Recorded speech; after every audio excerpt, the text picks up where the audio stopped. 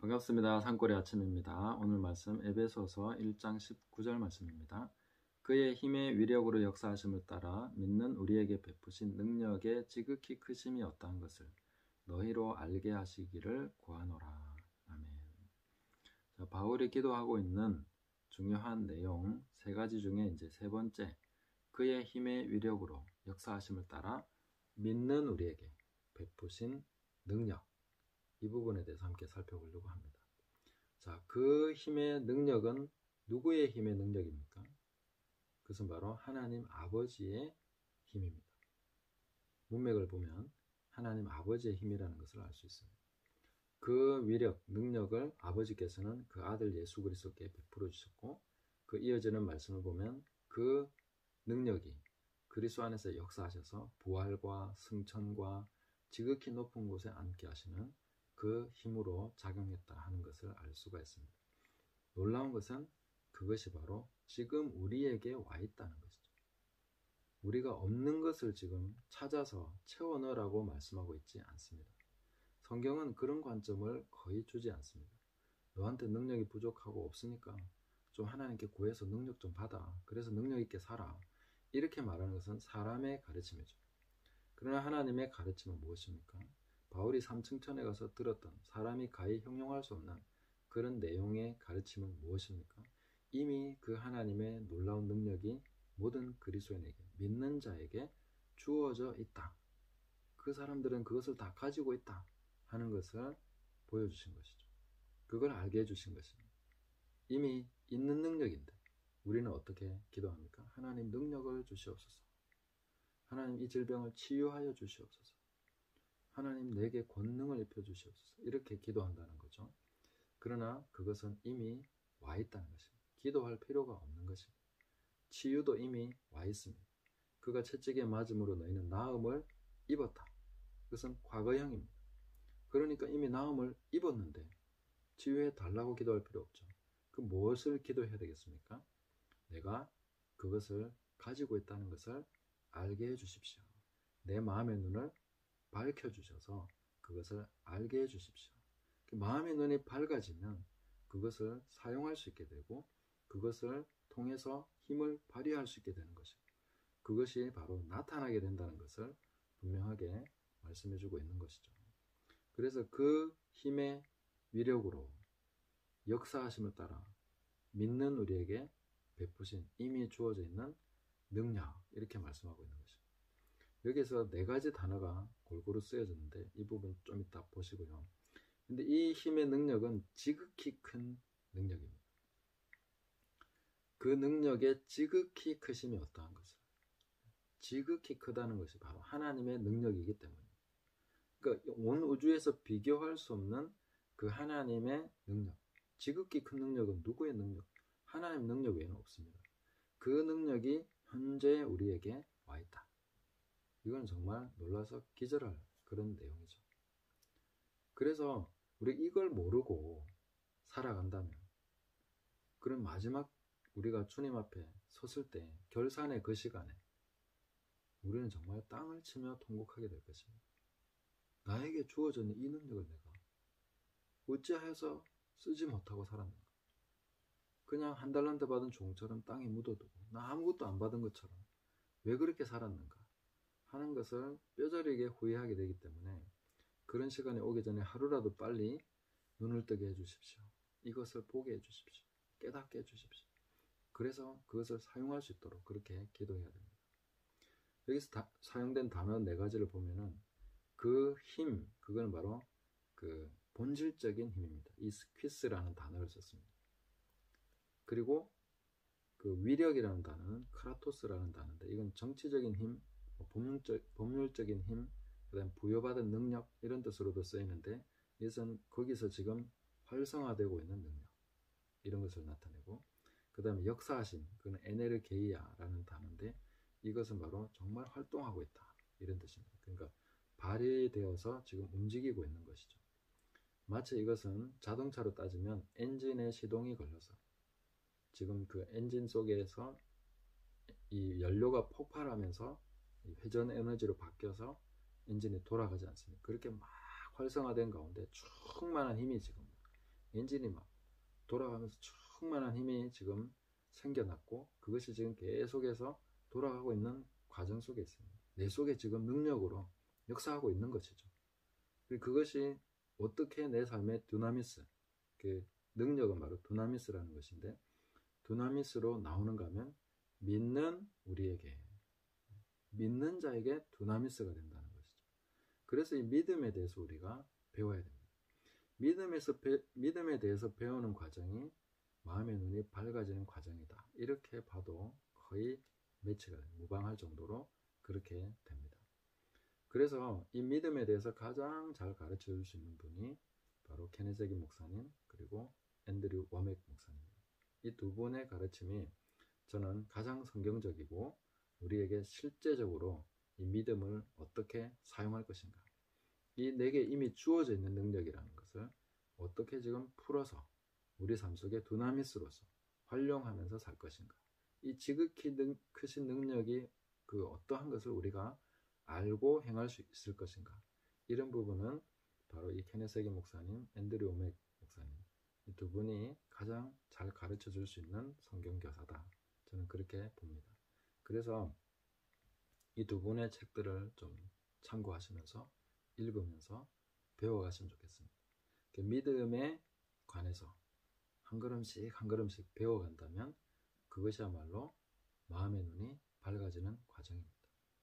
그래서 우리가 마음의 눈이 밝아지는 것을 그냥 무조건 기다리면서 어느 날 눈이 확 떠져서 뭐 환상이 보인다거나 그런 식으로 생각하시면 안 됩니다.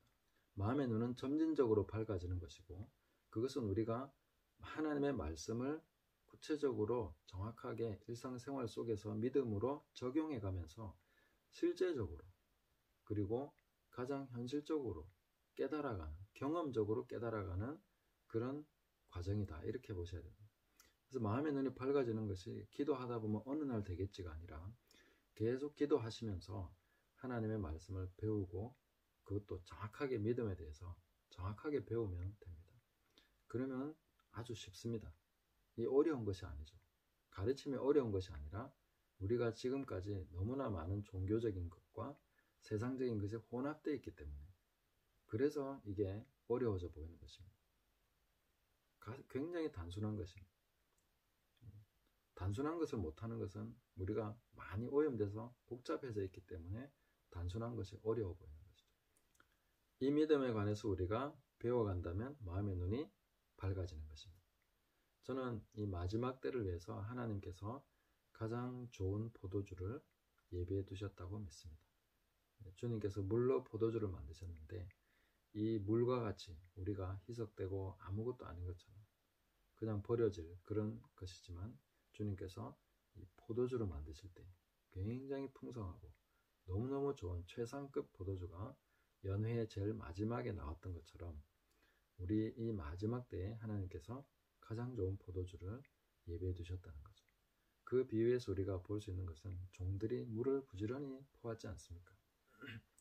그것이 저는 교회사에서 많은 믿음의 사람들이 하나님과 동행하면서 길어 올렸던 그 진리의 생수들이 있습니다. 그것이 교회사 안에서 지금 축적이 되어 있는 거죠. 우리에게 책과 여러 가지 자료들로서 우리에게 축적이 되어 있습니다. 그분들은 그 하나를 얻기 위해서 얼마나 정말 희생하면서 모욕을 당하고 고난을 받고 오해를 받으면서 그 길을 걸어왔는지 모릅니다. 그러면서 한 개씩 한 개씩 밝혀놓은 정말 생수와 같은 그 진리들이 우리에게는 엄청나게 축적이 되어 있습니다. 그분들이 남겨놓은 것을 우리가 하나씩 하나씩 섭렵하면서, 그럴 때에 세상적인 어두움이 사라지고 우리의 눈을 흐리게 하고 우리의 눈을 덮고 있는 복음의 광채를 보지 못하게 하는 이 세상에 그 혼미케 하는 그런 신들의 역사와 그런 혼미케 하는 것들이 거쳐지면서, 또 율법으로 덮여있는 수건이 거쳐지면서, 그러면서 마음의 눈이 밝아지는 것이죠. 그 마음의 눈이 밝아졌을 때 우리는 뚜렷하게 보게 됩니다. 이미 우리가 다 가지고 있구나. 내가 병들 필요가 없었구나. 힘없이 살아갈 아무런 이유가 없었구나. 내가 이렇게 계속 갈증을 느끼면서 살아갈 이유가 없었구나 하는 것을 알게 됩니다. 예수님께서는 나를 믿는 자는 성경에 이른 바와 같이 그 배에서 생수의 강이 흘러나리라 하셨습니다. 이는 그를 믿는 자가 받을 성령을 가리켜서 하신 것이다. 그 우리에게 바로 성령이 와 계신데 우리는 왜 그렇게 없이 사는 것인가요? 우리는 왜 그렇게 생수의 강이 아니라 샘물조차 없는 것처럼 그렇게 살아가냐는 거죠. 그것은 무지함에서, 그것은 마음의 눈이 흐려진 것에서 있다는 것입니다. 이 세상에 혼미케 하는 것들이 덮고 있는 그 광채를 보지 못하게 하는 것이죠.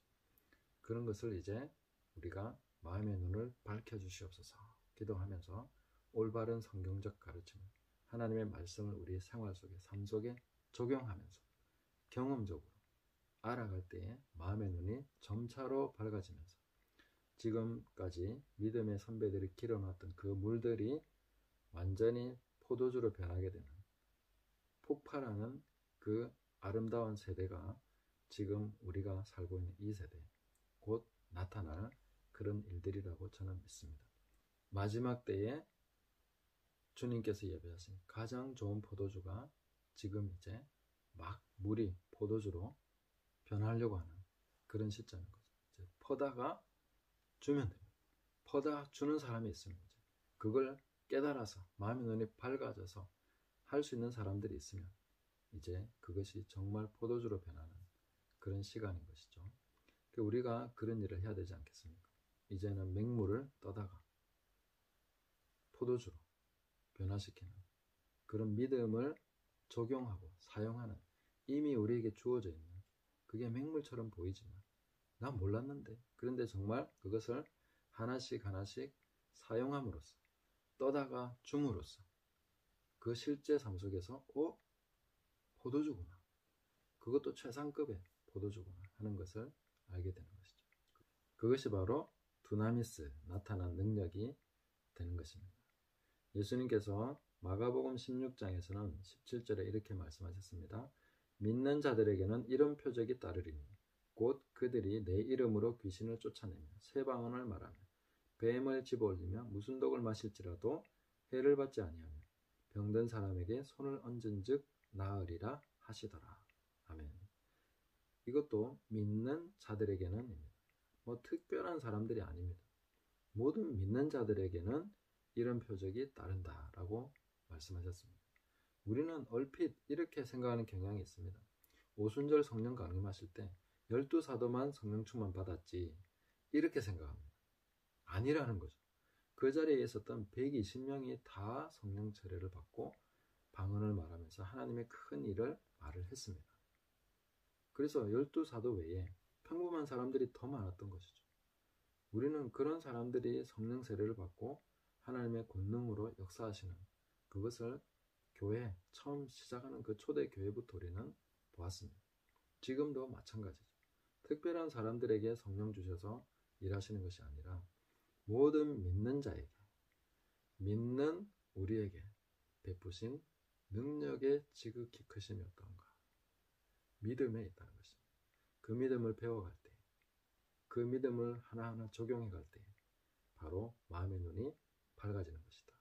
이 세상이 복잡하고 흐려져 있고 하나님을 대적하고 왜곡되어 있는 그런 것들이 우리가 믿음을 적용할 때 선명해지면서 이거였구나, 바로 이것이구나 하는 것을 보게 되면서 우리의 마음의 눈이 점점 더 밝아진다는 것을 깨닫고, 우리가 하나님 앞에 마음의 눈을 밝혀주시옵소서 이렇게 기도하시면서 동시에 우리는 수동적으로 가만히 있을 것이 아니라 우리 모든 믿음의 선배님들이 이루어놓은 그런 유업에 대해서 관심을 가지고 하나님의 말씀을 계속해서 올바르게 적용함으로써 실제 삶 속에서 두나미스가 나타나는 것을 보고 그 변화의 능력이 내 삶 가운데 역동하고 있다는 것을 깨달아가면서 이것은 맛보면서 경험하면서 알게 되는 진리라는 것이죠. 마음의 눈이 밝아지는 것은 바로 그런 과정이다 하는 것을 깨닫고 우리가 주님과 동행하며 하나님의 말씀을 최우선에 놓고 그 말씀을 실제로 적용하면서 그렇게 결과, 열매를 맺으면서 하나님께 영광 돌리는 그런 삶을 살아갈 수 있기를 예수님의 이름으로 축복합니다. 감사합니다.